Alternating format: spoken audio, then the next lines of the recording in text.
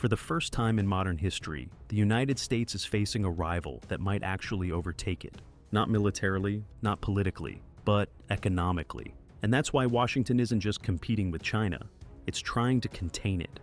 Because if China wins this race, the global order changes. For decades, the United States actually helped China grow. Manufacturing moved there. China was welcomed into global trade institutions. Western companies invested billions. The assumption was simple. If China became richer, it would become more like the West. But that did not happen. Instead, China used globalization to build scale, technology, and power. It became the world's manufacturing hub, a technology powerhouse, and increasingly, a serious military force. For the first time since the Cold War, America faced a true peer competitor, not a regional challenger, a global one.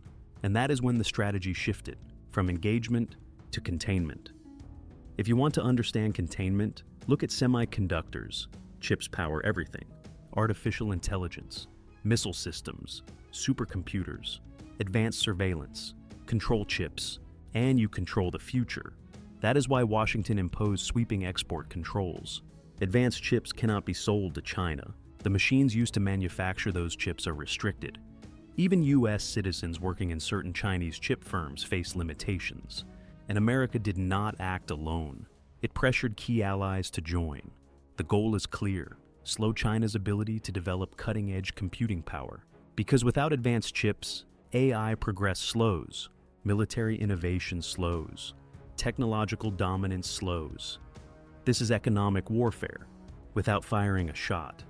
But here's what makes this even more interesting. Despite these restrictions, China is catching up at a record pace. Domestic chip development is accelerating. Billions are being invested internally, and some analysts even predict that within the coming years, China could close the gap, or potentially move ahead in certain semiconductor segments. Containment may be slowing China, but it is not stopping it. But semiconductors are just the foundation. The real battlefield is artificial intelligence. AI is not just another technology wave. It could redefine military strategy, economic productivity, cyber warfare, intelligence gathering. Whoever leads in artificial intelligence may shape the global order. That is why access to high-end GPUs, cloud infrastructure, and advanced models is now tightly controlled. And then, in early 2025, the world was shocked. China released DeepSeek, a powerful AI system that surprised many in the West. With its performance and speed of development, it signaled something important.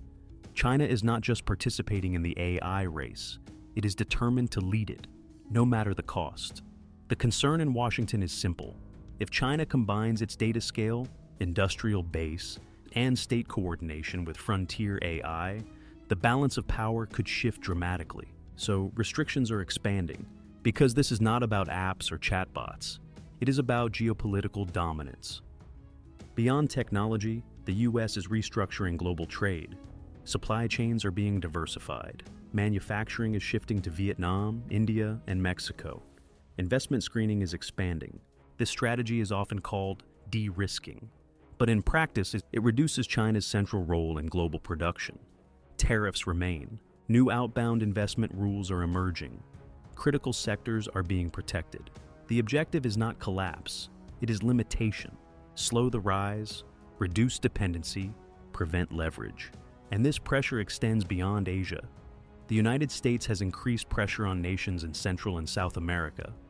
And most recently, Venezuela has become a geopolitical bargaining chip. There have been legal and political tensions surrounding control and influence over the Panama Canal. All of this reflects a broader strategy. Limit China's trade access and strategic footholds in the Western Hemisphere. The US has also been quick to respond when allies deepen ties with Beijing. For example, after Canada's Prime Minister recently visited China and returned with new trade agreements, President Trump responded by proposing severe tariffs, reportedly as high as 100% on Canadian goods.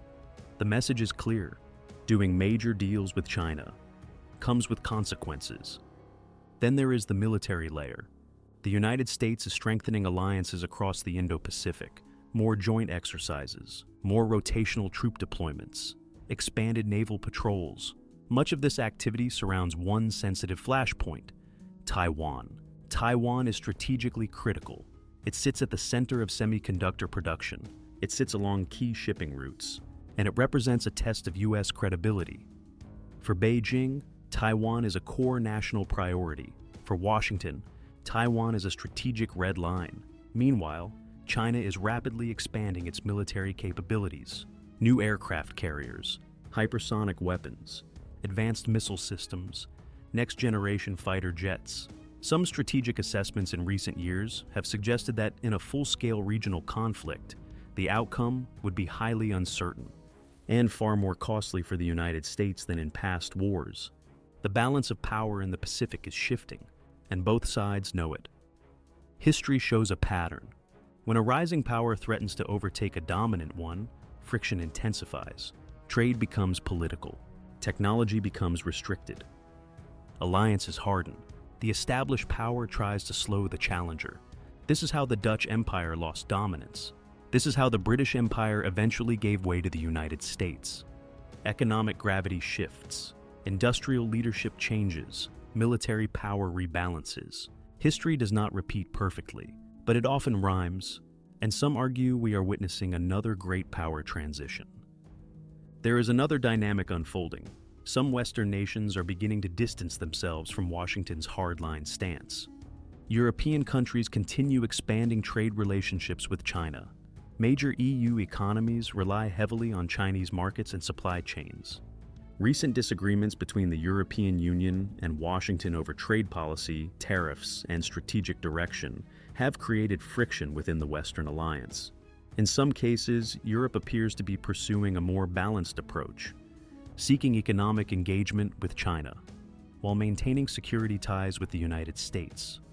Ironically, some analysts argue that American pressure tactics have contributed to this fragmentation. By forcing allies to choose sides, Washington may be accelerating global realignment. So, this is not just about tariffs. It is not just about chips. It is about the structure of global power in the 21st century. The United States is trying to contain China's rise because it sees a future where it is no longer number one. And great powers rarely step aside quietly. The question now is not whether containment is happening. It clearly is. The real question is, will it work, or will it accelerate the very rise it is trying to stop? The US-China rivalry is only accelerating. If you want to know what happens next, subscribe.